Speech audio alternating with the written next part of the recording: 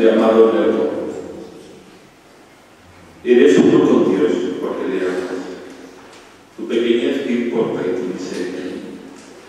Eres uno con Dios porque le amas. Le buscaste en los libros, le buscaste en los templos, le buscaste en los astros y un día el corazón te dijo, trémulo, aquí está.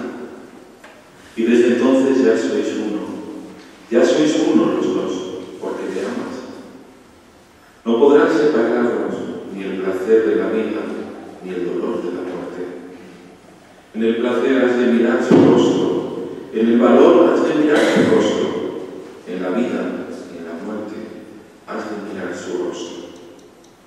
Dios dirás en los besos, dirás Dios en los cantos, dirás Dios en los ayes, y comprendiendo al fin que es ilusorio todo pecado como toda vida y que nada de él puede separarte, uno con Dios te sentirás por siempre, uno solo con Dios.